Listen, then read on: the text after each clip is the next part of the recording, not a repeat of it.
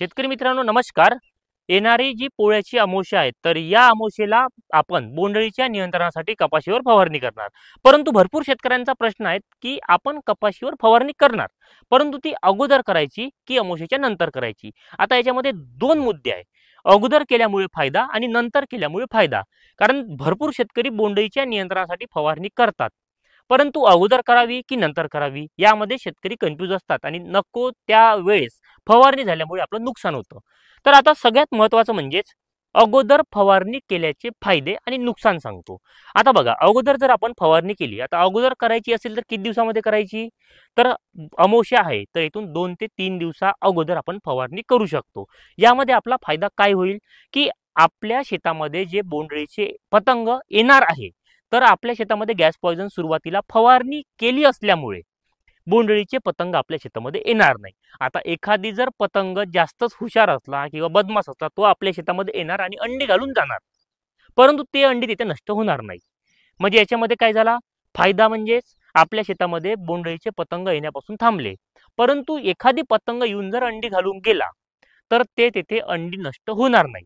म्हणजे फायदाही झाला, येथे नुकसान पण झालेलं आहे। म्हणजेच काय, अगोदर जर फवारणी केली तर आपलं येथे फायदा सुद्धा आहे आणि नुकसान सुद्धा आहे। दुसरं म्हणजेच आपण अमावस्येच्या जर नंतर फवारणी केली, म्हणजेच जेवढे पतंग आहे तेवढे आपल्या शेतामध्ये येऊन अंडे घालून जातील आणि ते अंडे घातल्यानंतर आपण जर अमावस्येपासून 3 ते 4 दिवसाच्या आतमध्ये जर फवारणी केली तर घातलेले अंडे तिथे नष्ट होतील। परंतु कळत न कळत आपली फवारणी जर योग्य झाली नाही आणि बोंडअळीच्या अंडे जर तिथे नष्ट झाली नाही आणि त्याच्यातून जर अळी बाहेर आली तर ते बोंडअळी आपली नुकसान हे करू शकतं। म्हणून आपल्याला अमावस्येच्या नंतर 4 दिवसाच्या आत आपल्या कपाशीला पेट्रोल पंपानी किंवा मोठा स्पेअर पंपानी आपल्याला ही फवारणी करावी लागेल। म्हणजेच पूर्ण कपाशीला जे जिथे जिथे अंडे टाकलेले असेल, म्हणजे पूर्ण कपाशी ओली होईल अशा प्रमाणे आपल्याला फवारणी ही करावी लागेल। पूर्ण एकूण एक पार्ट जो आहे त्याचा, तर या पार्टमध्ये आपल्याला फवारणी ही गेली पाहिजे।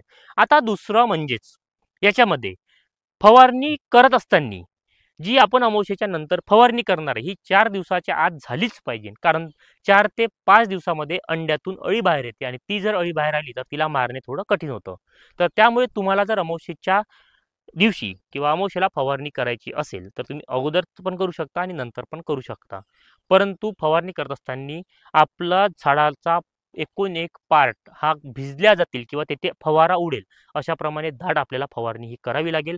कारण शेतकऱ्यांचा सगळ्यात मोठा शत्रू जो आहे तो म्हणजेच बोंडअळी आहे आणि बोंडअळीला नियंत्रित करण्यासाठी मी तुम्हाला या व्हिडिओमधून माहिती दिली आहे। कारण शेतकरी कपाशीला बोंड भरपूर लावू शकतो परंतु फोडू शकत नाही। याचं कारण काय आहे की 2 पाकळ्या चांगल्या 2 खराब, 3 चांगल्या तर 1 खराब, अशा प्रकारची समस्या आपल्याला दिसून येतो। तर त्यामुळे तुम्ही काळजी घ्या आणि येणाऱ्या अमावस्येला जी फवारणी आहे तर ही फवारणी नक्की करा। ही माहिती तुम्हाला आवडली असेल तर इतर शेतकऱ्यांबरोबर शेअर करून आपल्या चॅनलला तसेच पेजला फॉलो करून घ्या। धन्यवाद।